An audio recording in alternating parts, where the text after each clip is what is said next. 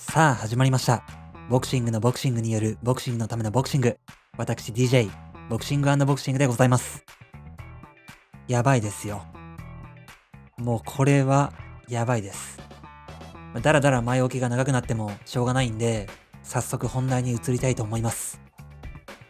今回の放送は現 WBC 世界バンタム級チャンピオンフィリピーノフラッシュことノニト・ドネア選手のインタビューをお送りします。今現在噂されている井上尚弥選手とのリマッチがいつ頃になるのか、他にも何やらプロモーターたちと揉めているカシメロ選手についてへのご意見など、もうまさに今みんなが聞きたい話題のトピックに全て答えてくれています。拙い僕の英語で大変恐縮なんですが、会話は全て英語ですので、日本語で聞きたいという方は日本語の翻訳を読んでいただけると幸いです。それではどうぞお聞きください。 What's your name? My name is... Yes. That was easy. Yeah. Of course I know your name, Rachel and Nonito. Nice to meet you. Nice to meet you. Yeah. I have my own YouTube channel. I just talk about boxing, and I'm a huge fan of you guys. Thank you. So I really appreciate it, and I'm super happy about talking to you, like for the opportunity to talk to you. So thank you so much for your time today. My pleasure. So I would like to dive right into the topic that I want to talk about. So I saw the video that you posted on your Twitter, in which Sean Gibbons, the president at MP Promotions, like shouting at you, like yelling at you, and also flashing his middle finger. So what happened? Why was he so angry in the video? Well, we went to the fight to watch the Thurman fight, and I saw him there, having a conversation with the Mexican promoters and stuff. And I'm the kind of person that will confront somebody if there is something that I can clarify, right? So I wanted to make things okay, because there was a lot of bashing and disrespect for my wife. And so when I saw him, I came to go towards him, and I asked him, hey, can we talk?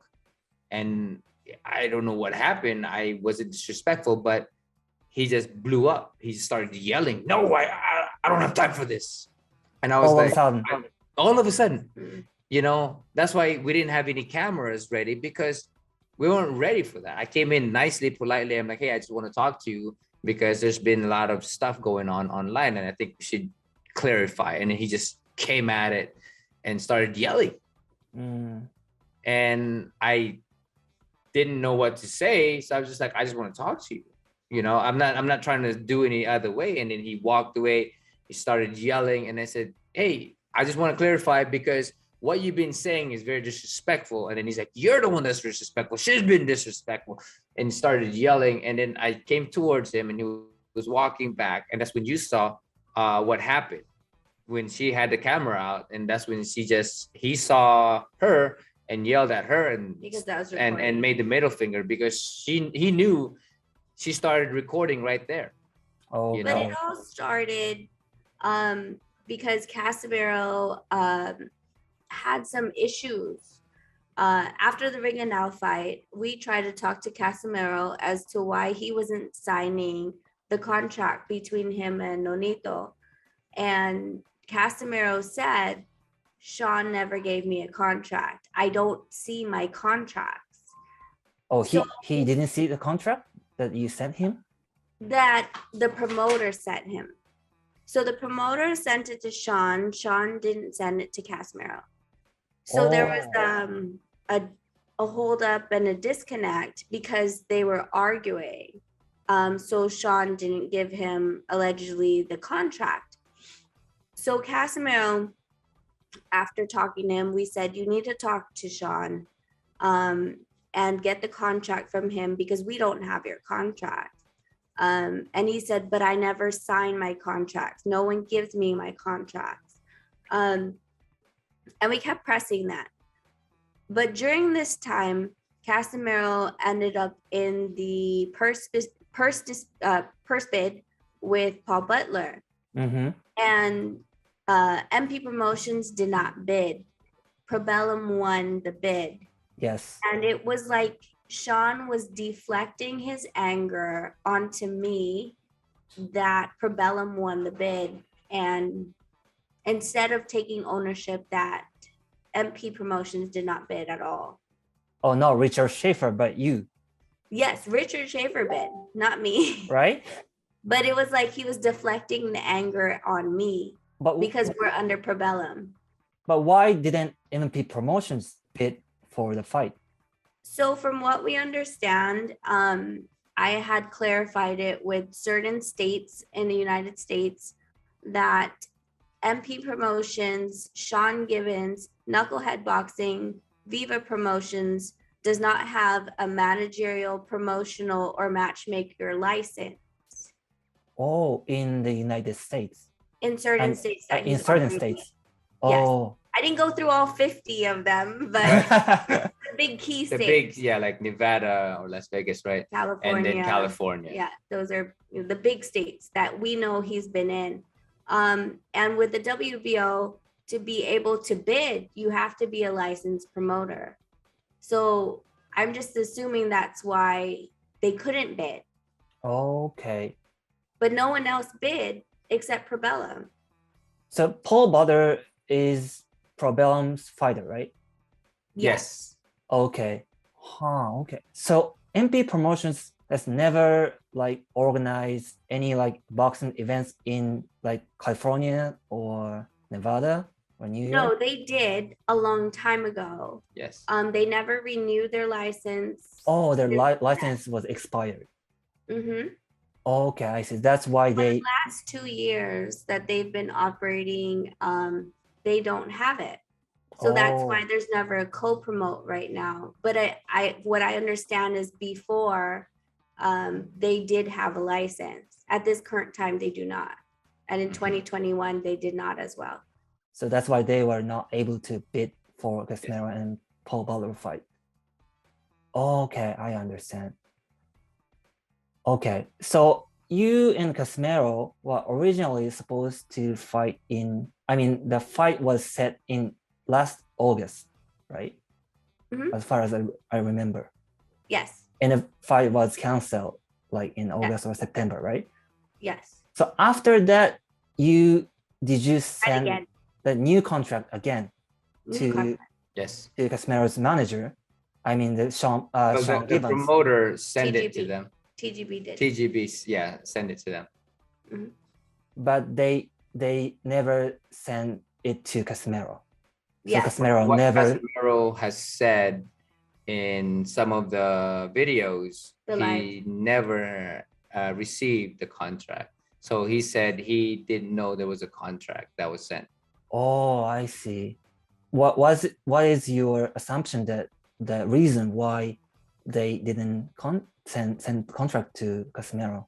Well, from Why? what happened in that live that we were having a conversation with Casimiro and myself, Casimiro claimed that they were having an issue, disagreement with his promoter, Sean Gibbons, and Casimiro. Okay, so they were having their own issue at that time. Mhm. Correct. Okay, and then you talked to Casimiro to see if he received the contract, Yes. and it turned out that he never received it. Yes. Okay, and have you talked to like MP Promotions, TGB Promotions about like why they didn't send the contract to Cosmero?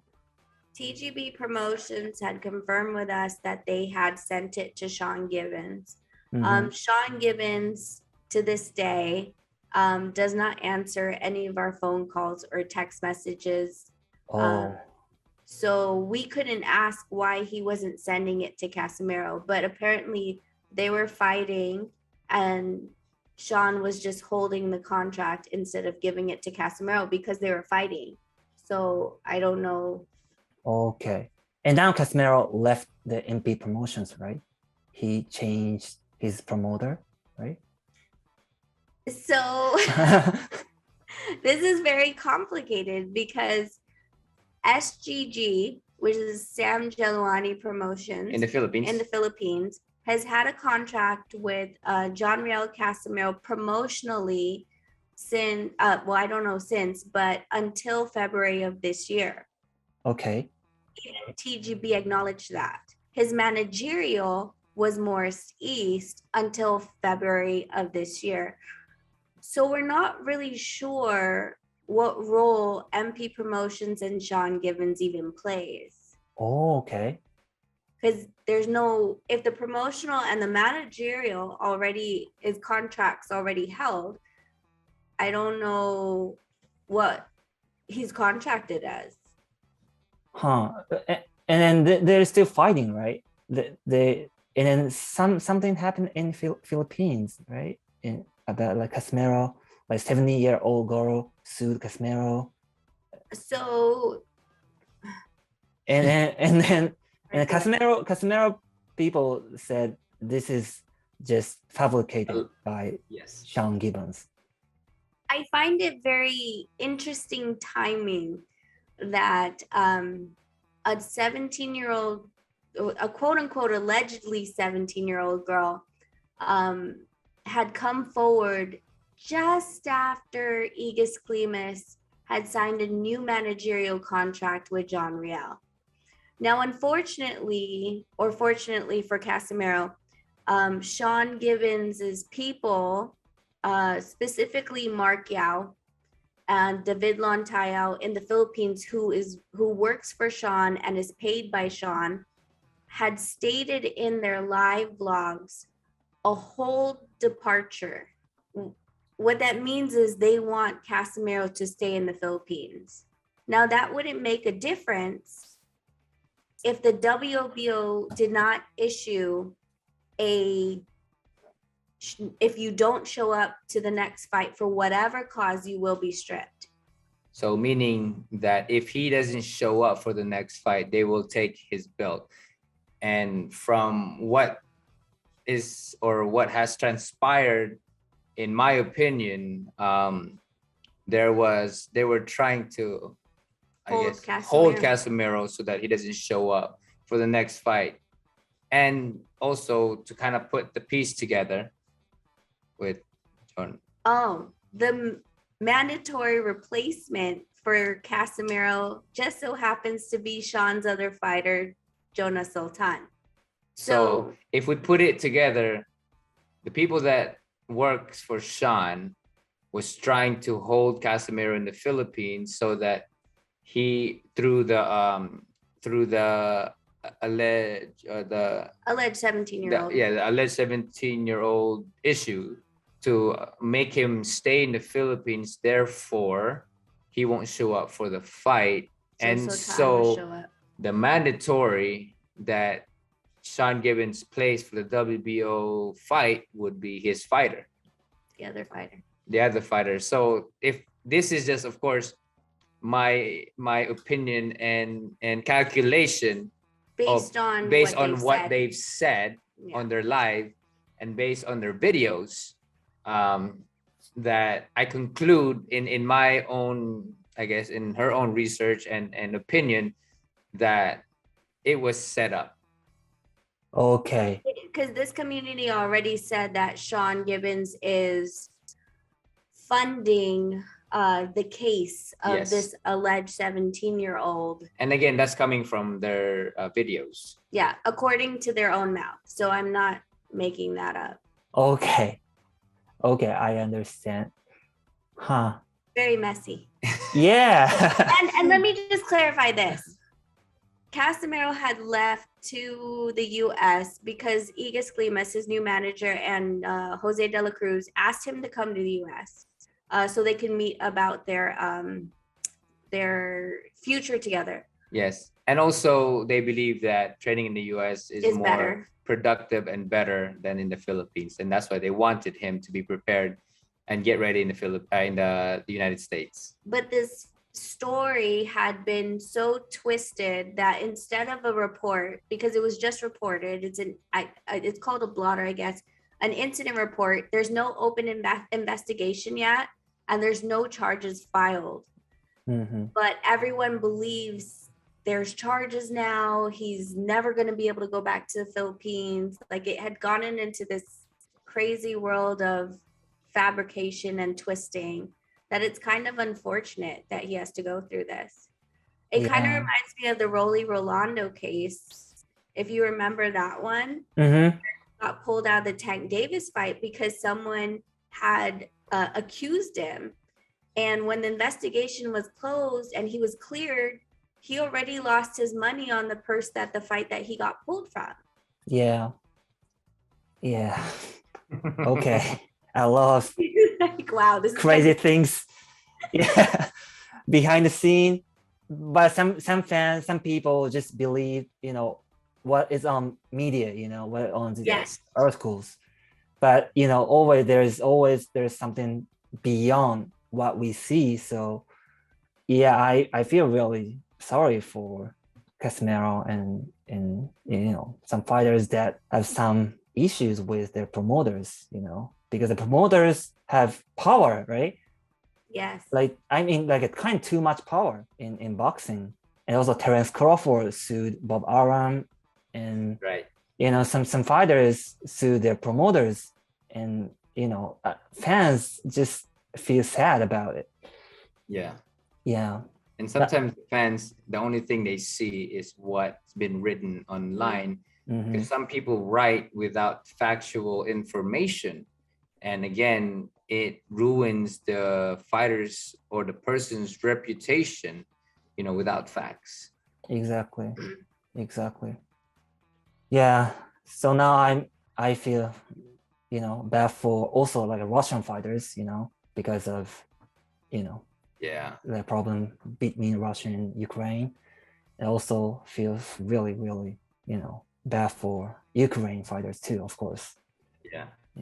I know. I think we were talking about it today about Lomachenko and Usyk.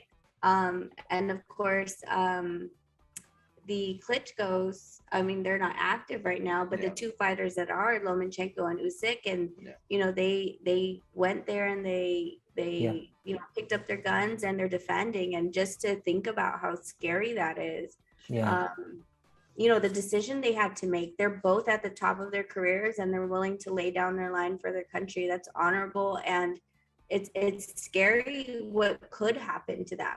We could lose them. Exactly. We never want that to be, but this is the times we're in, and we have to respect them for the decision that they're making for their family and their country. Yeah, it's just crazy, It's crazy to me. Yeah. So okay. So let's move on to the happier topic.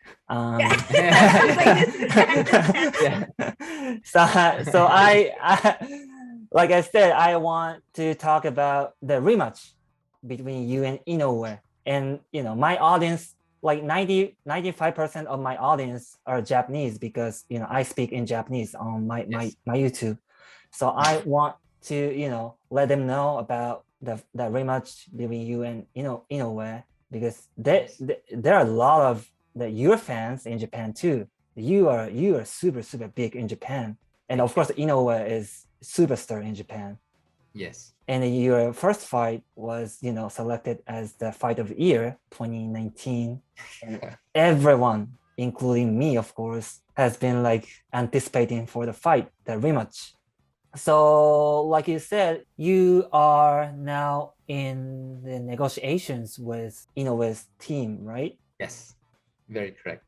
So the next fight for you is most likely that your next opponent is most likely Innowa. Is that correct? That's the highest probability for the next fight. We're very, very excited. I'm already mentally preparing myself for the rematch. So there is a huge percentage, a very, very high percentage, that the rematch will be the next fight. Okay.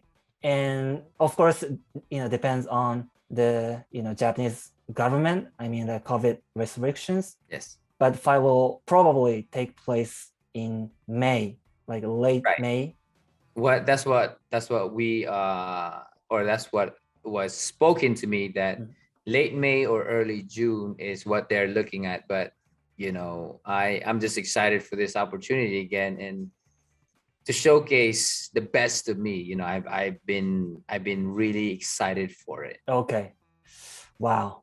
I'm super, super excited. Can't wait.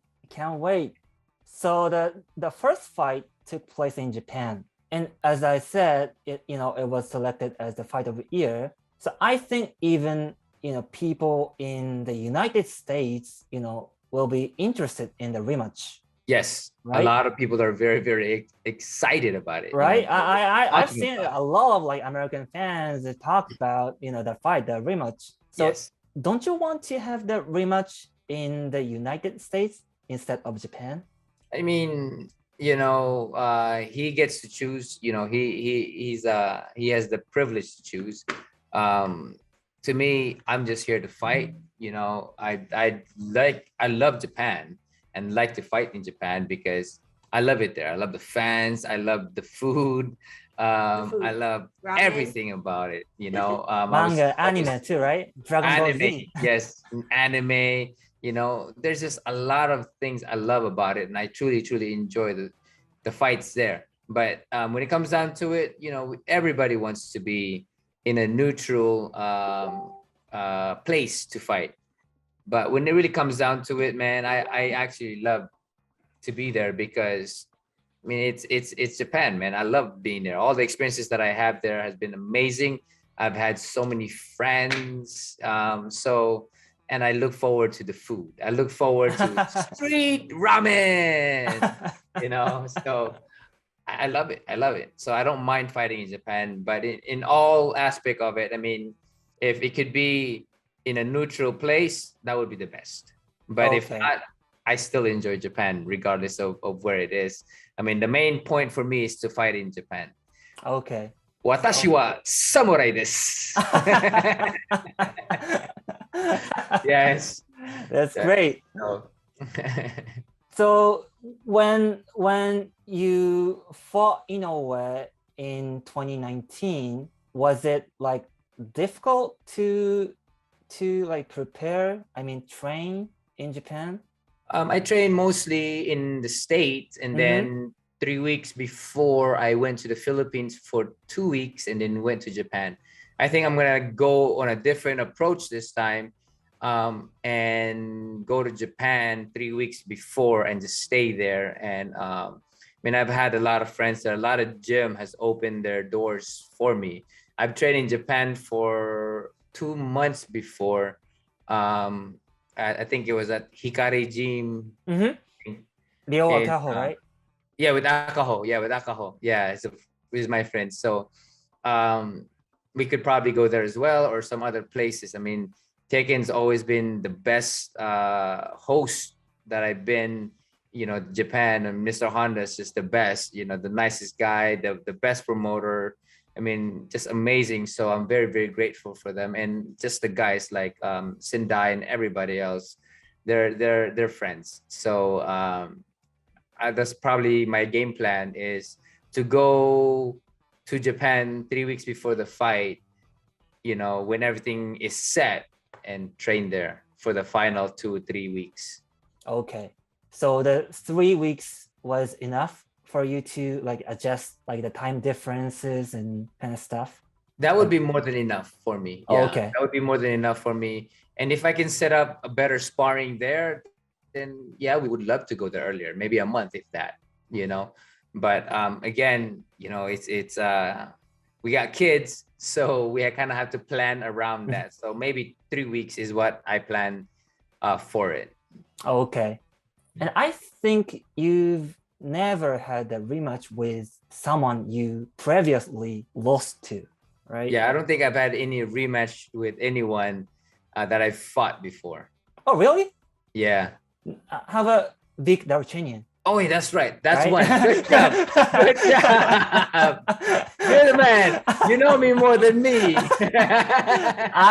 I've watched your like all your I think that was the fights. only one. That was the only one. Yes. Right? Good job. But never had a rematch with anyone you previously lost, right?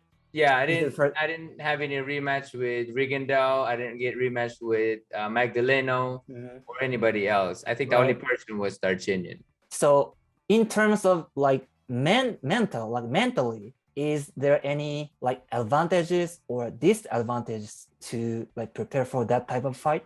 With a rematch? Yeah, rematch with Um, someone who you lost to before. Yeah.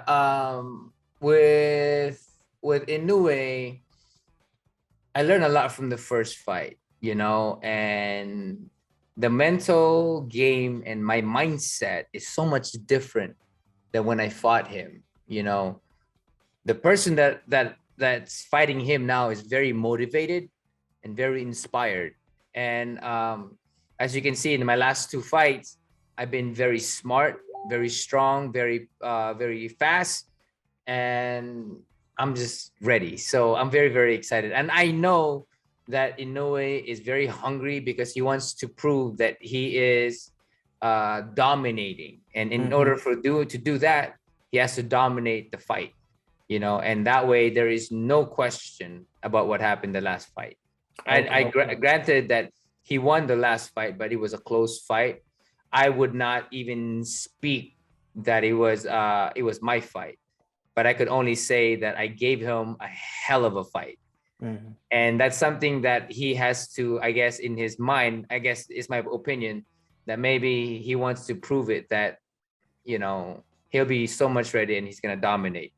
But I think different, and I'm going to do the same. You know, I came here and I believe that in this division now, now that I'm inspired again, he'll get the best of me. Okay.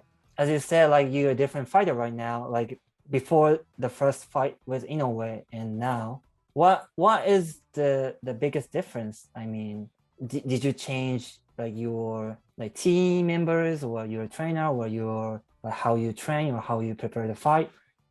Well, I Anything actually different? trained my trainer, which is my wife now, you know, Yes. because we just work very well together. You know, she's always been there since the beginning. 2008, she's always been by my side. She sees how I fight. She knows everything, how I think, how I do things. So there's no better person to be in that corner than her because she knows me more than anybody.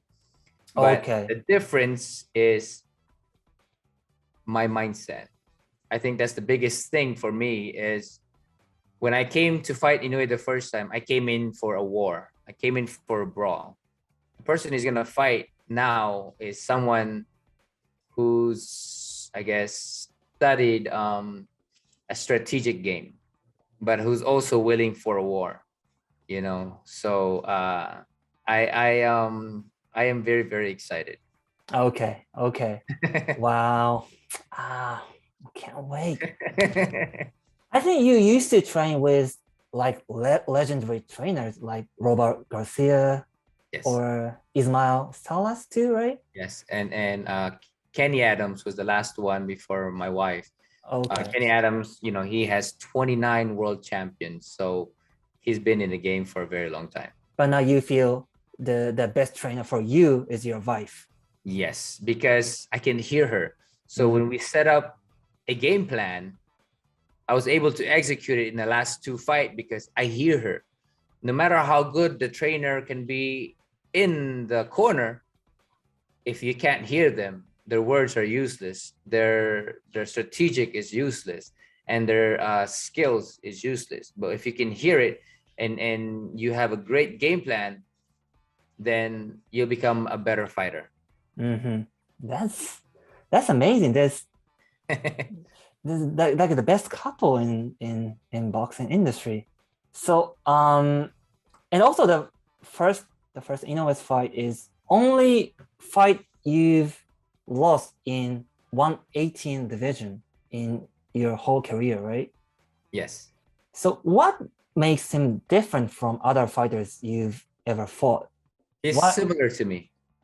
You know, when I came in to fight him, he's very similar to me. You know, he's an overall fighter. He has speed, power, agility, quickness, and reflex. But most of all, he also uses his brain. You know, so he's a special kid. You know, and that's why I'm very, very excited to fight him again, because it brings out the best of me. Oh, did he like surprise you in the first fight in terms of like boxing abilities? One thing he surprised me with, because I know he was great, I know he was talented, but one thing he surprised me with, how tough he was. Okay. Because you see guys who get hit and they'll fall. Yes. You see guys who get hit and you know, and they'll quit.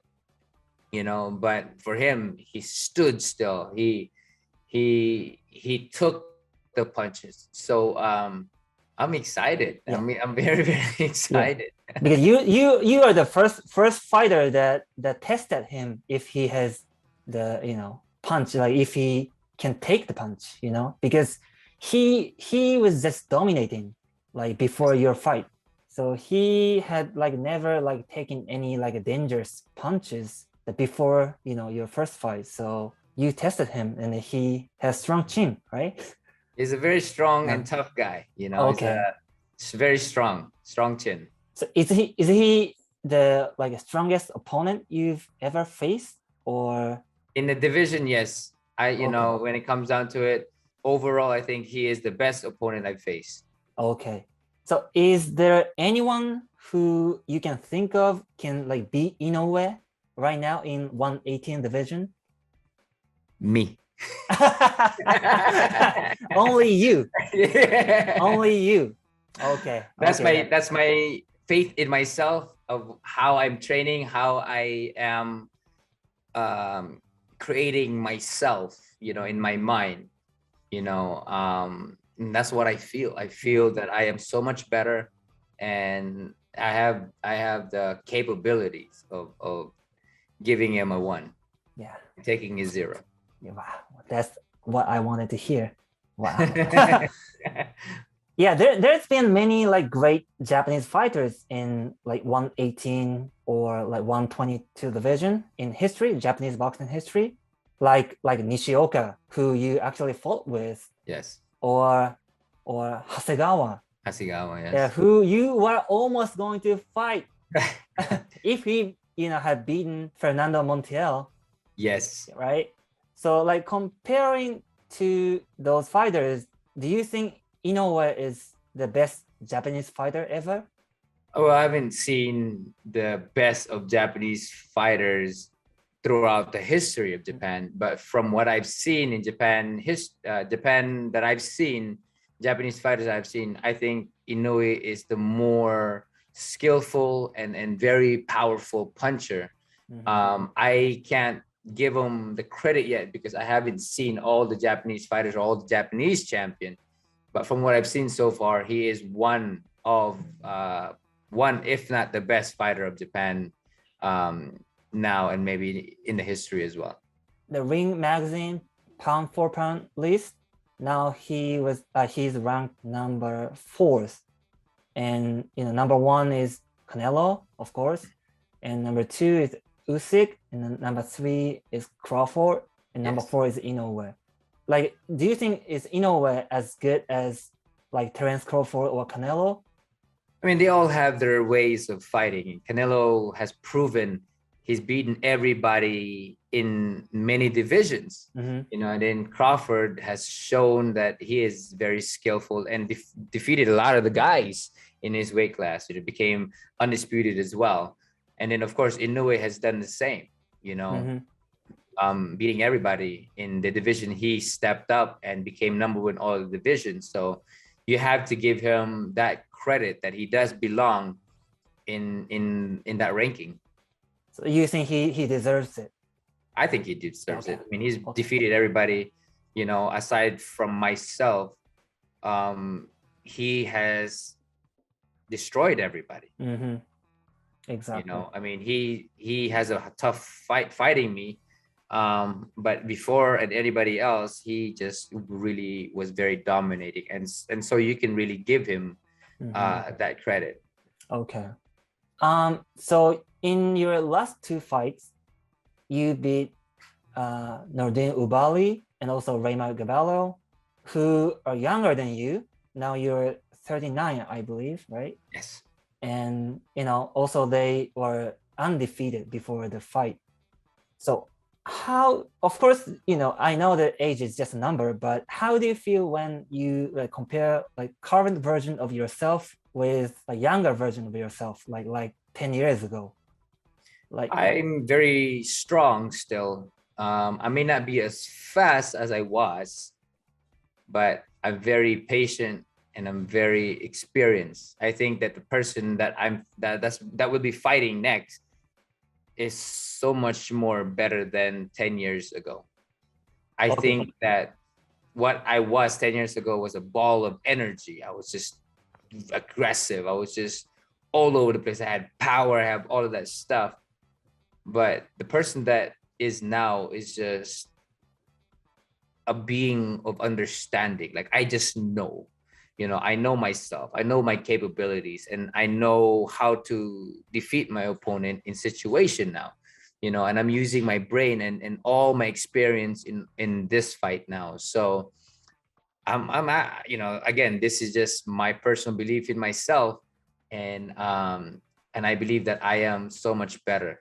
So now you feel like if you fought 10 years ago version of you, I'll spank him. I'll spank him.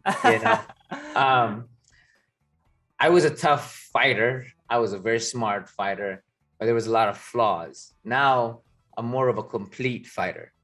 One thing I was in the past was an offensive fighter, but my defense lacked.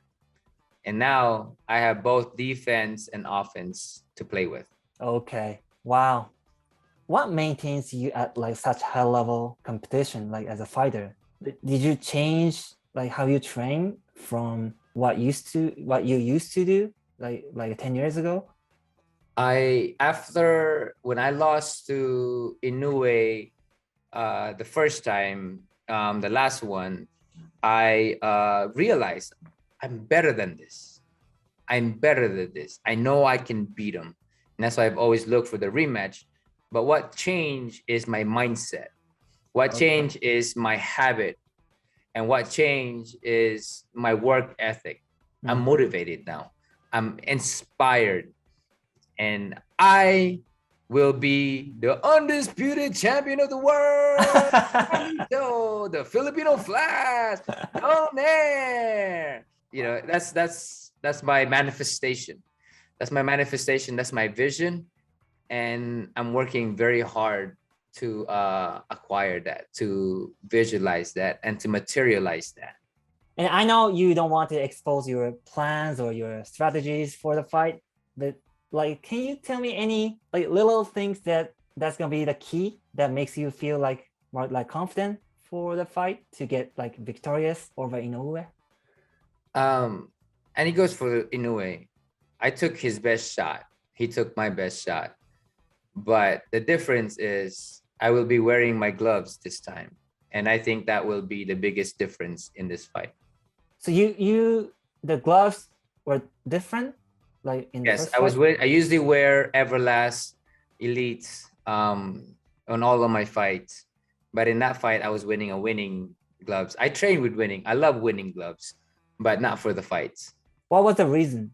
Well, when we had our gloves from when they shipped it to us, the gloves were both damaged. And so I had to choose his gloves.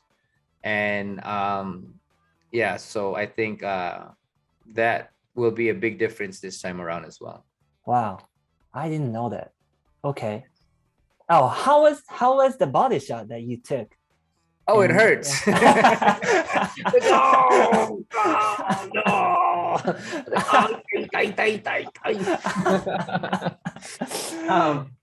It hurts. But I have the heart of a champion. If I can get up, I'll get up. You can take me down so many times and I'll get up every single time. This is how I am. You know, Okay. I'm a warrior. So I- aren't you afraid of that body shot? No. Like taking that body shot again? I want to give it to him. Yes, I want to give it to him. It's like I'm just paying it back. Yeah, exactly. Wow, that's great. So if you win the rematch with Innowa, then what do you want after? When I win the fight with Inoue this coming May or June, then I'm gonna go after the next belt with Casimiro and Unified. I mean, my biggest goal is becoming the undisputed champion. And you know, again, that's what I visualize and will be materialized. Okay. So there's been some like rumor that you like are planning to go down to 115 division. There's a possibility of that maybe after conquering the division, you know, because I still can go to 115. So that could be a possibility as well for me. Okay. What is your prediction about the fight between Cosmero and Paul Brother? Who do you think will win? You know, Paul Butler is a good fighter, but I think that Casimiro is a very aggressive guy and he has a good power. And, you know, all he needs to do is really land those big shots. I think that Paul Butler can be smart and stay away from it.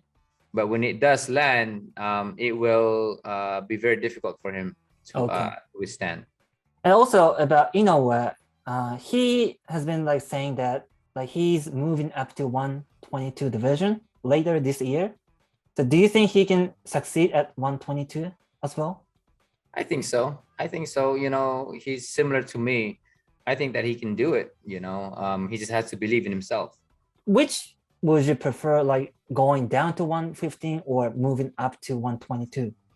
The only time I'm going down to 115 is to fight a title and then move up to 122, 118, 122, because I want to get that fifth division. Yeah. You want like interim title, right? Yes. At 115, but not like actual title. Yes. Yeah. Because in Japan, interim titles are considered as the actual title. Yeah, same with me, but the world doesn't see. That's why I call myself 5 division. But in Japan, actually, you are considered as the 5 division world champion. Yes, I consider myself that. But in like American like articles or whatever, like, you know, it's kind of. It doesn't make sense to me because it's still called the interim a world champion, you know?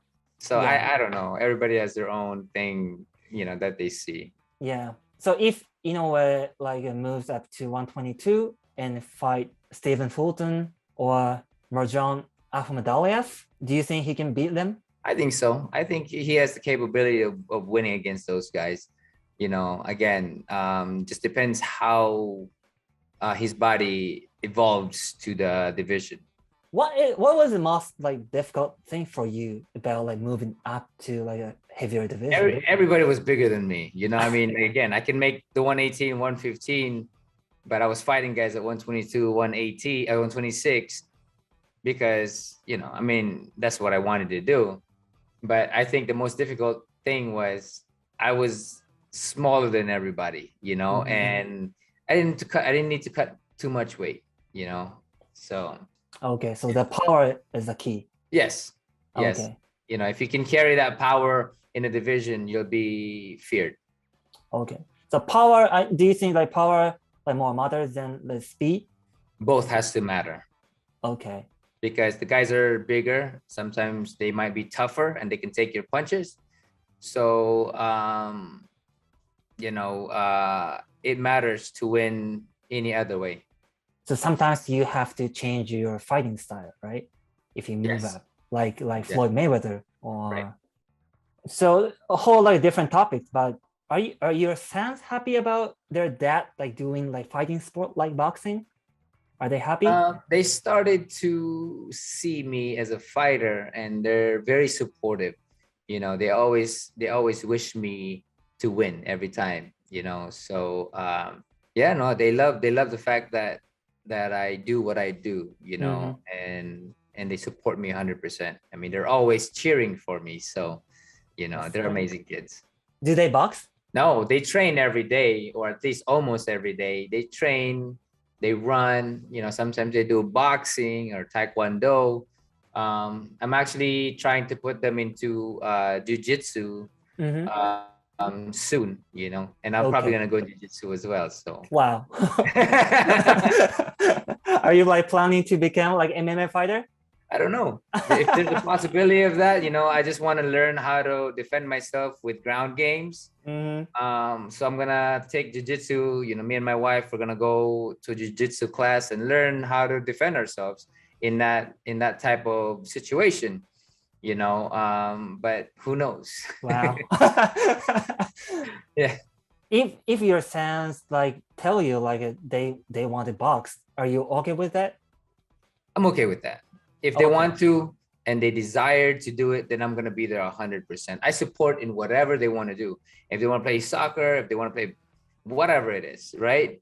If they want to do whatever they want to do, I'm gonna be there 100% to support them. But if they want to box, you know, I'm gonna be there very, very strict on them, because I know boxing is a very difficult sport, and secondly, it's a very dangerous sport. Yeah, exactly. So about like the rematch with Innowa, do you predict like knockout win or? Yes, I always go for a knockout win. That's just always been me. You know, every time I get that question asked, I'm always gonna say the same thing. I always go look for a knockout. Okay. There is no better and satisfying victory than a knockout victory. More like specifically, what round do you want to knock him out? If I can do it as early, I want to do it as early. You know, go out there and just wing for the fences. You know, swing for the fences. But whatever situation that's given for me, you know, I'm gonna set it all up and I'm gonna put a good game plan together. Okay. So I hope the COVID restrictions in Japan, you know, will be, you know, relaxed soon, and then the rematch between you and Innowa will, you know, take place as soon as possible. So yeah, anything you want to tell for Japanese fans? Well, I just want to say thank you to Japanese fans. The Japanese boxing fans are amazing fans. Hopefully that we get this fight going and it will be very exciting, more entertaining for you guys. And again, I love Japan, just an amazing place to visit. I am honored to go back again and to have this battle with the monster. So, ありがとうございます。Thank you so much. ありがとうございます。はい、 Thank あり you がと so う。 much. Thank you so much for your time. Yeah, Have a great- tell Rachel thank you. I Yes. appreciate her. Thank you. He said, どうもありがとうございます。 Thank you. Yes. Bye. Okay, have a good day. Thank you. いや、ということで、もうまだね、夢見心地ですよ。もう長い間、僕にとってアイドルだったドネア選手と直接お話ができるなんて、もう本当に人生何が起きるかわからないななんて思っていますが、もう当たり前のようにイメージ通り超紳士的なジェントルマンで、奥様のレイチェルさんもすごく優しい方でした。改めて本当にドネアご夫妻に心より感謝を申し上げます。お忙しい中、いろいろな話を聞かせていただき、本当にありがとうございました。井上選手についての話もたくさん聞けましたから、これを聞いて再戦へのワクワク感が高まっていただけると、今回インタビューした甲斐があるんじゃないかなと思っています。前回の初戦、2019年、あれだけの死闘を繰り広げてくれた両選手が、今年の春、ドネア選手のお話では今年の5月か6月、今度は3本のベルトをかけて激突してくれるかもしれません。